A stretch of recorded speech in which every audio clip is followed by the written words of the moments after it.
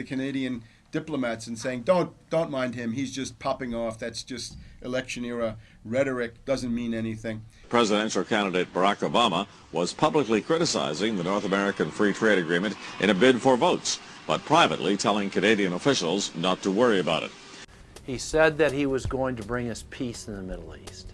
He said that he was going to bring us transparency and a balanced economy.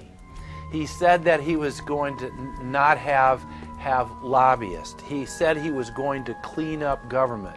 He said he was going to work for the environment. And point by point by point, within the first month of his inauguration, he has lied and deceived and cheated the American people. The people of the United States and the world were filled with hope that Obama was the real deal when in his first week in office he signed an executive order supposedly closing Guantanamo Bay and other secret prisons.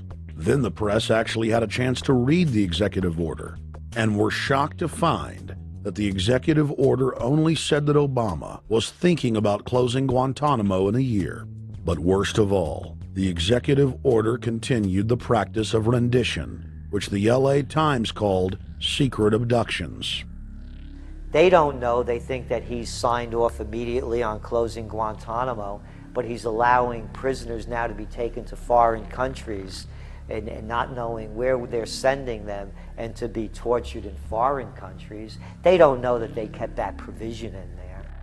Obama is now continuing the practice of secret arrest, secret prisons, and most importantly, indefinite detention without trial.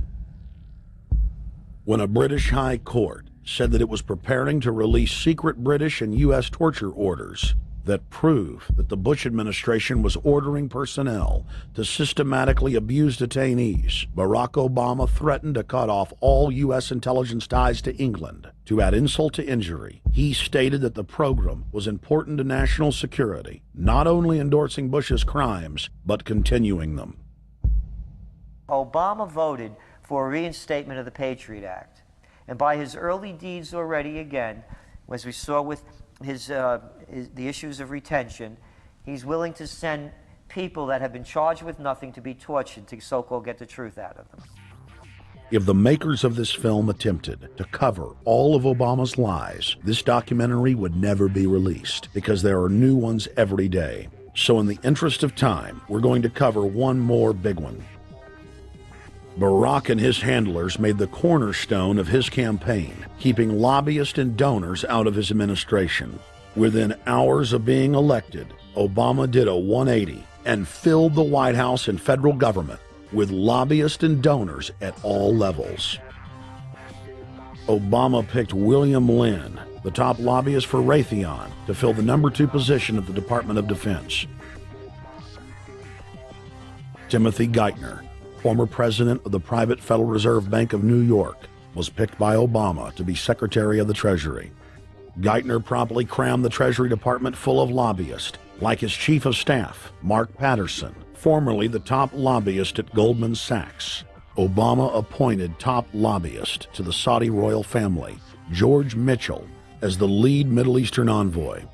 Obama appointed the king of Wall Street lobbyists, Leon Panetta, to head up the CIA.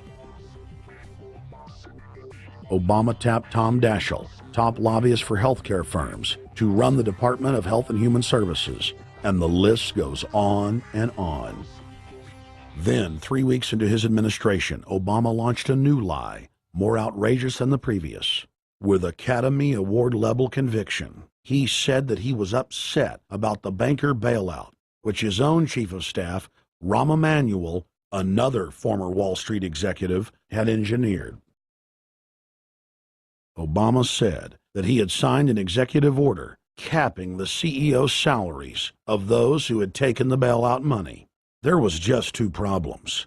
All the major banks and brokerage firms were exempt, and the new order only dealt with any future bailouts, and those were to be on the honor system. What gets people upset, and rightfully so, are executives being rewarded for failure. AIG, Bank of America, and Citigroup, which have received billions in bailout money, don't fall under this plan. Only banks negotiating future agreements with the government will be restricted. But this appears to be built on an honor system, and White House Press Secretary Robert Gibbs had a hard time explaining how enforcement would work. Well, let me get, I will get clarification from Treasury on that. Generally speaking, this is already the biggest liar and the biggest disappointment that we've seen in recent history. And again, qualitatively beyond the rather low standards set by Bush the Elder and Clinton in terms of delivering on promises.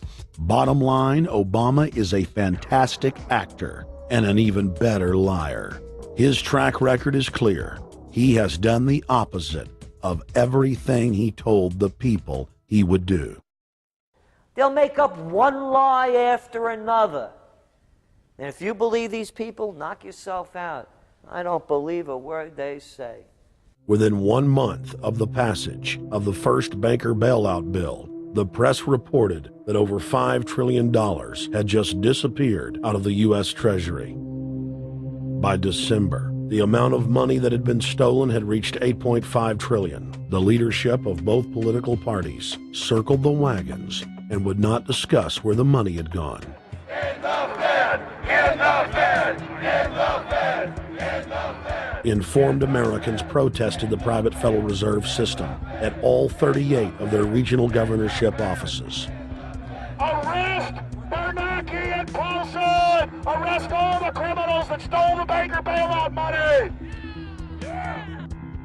It was refreshing to see people standing up against the real power structure, not being distracted by the elite's frontmen like George W. Bush and Barack Obama.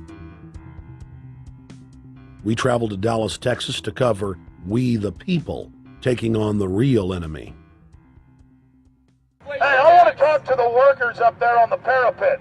The ones smoking cigarettes that just jumped back. You're with the American people, we know that. But understand, ask the workers inside. You're not in a federal government building. You're in a private Federal Reserve that uses that name as a fraud. That'd be like if my first name was Federal Reserve Jones. I'm still not the federal government.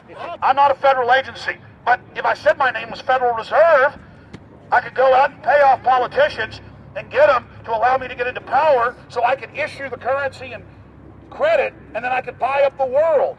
That's what these criminals have done. A lot of people think that the Federal Reserve is already part of the government. They're not. It's controlled by cliques of unelected, unaccountable bankers meeting in secret. Most of these people have never even been through the formality of a Senate hearing or a Senate confirmation. They claim that they're part of the U.S. government. They masquerade as if they were part of the U.S. government. But in reality, this is a purely private operation. Jackals, hyenas, raptors, all of them loyal, not to the American people, but to the Wall Street banks, which is where most of them come from. Everyone is pointing to Barack right now, President Obama, as saying, you got to get the economy together. You got to get the economy together. When in fact, the president has very little to do with the economy. It's the Federal Reserve chairman that at least sets the policy. That's a privately owned company, the Federal Reserve Bank. They set the agenda. These guys are masquerading as a federal institution. They are a private banking consortium, and this is their front, their holding company. The Federal Reserve is not federal. It's a front for a private banking cartel. That's on record in congressional testimony, and they're the ones orchestrating the economic collapse we're seeing right now, so that's why we're here. While at the In the Fed rally outside the Federal Reserve Bank in Dallas, Texas, we spoke with Ron Paul's brother, Wayne Paul. 1913, the Federal Reserve Act was passed, floor of the House, where 3 members of Congress were on the floor. At that time, they only needed a majority of votes to pass it. So in 1913, the Federal Reserve Act was passed. 20 years later, 1933, under Roosevelt, the United States was declared bankrupt. And in 1933, the Federal Reserve private bank says, okay, USA, what are you going to pledge as collateral on the debt you owe me?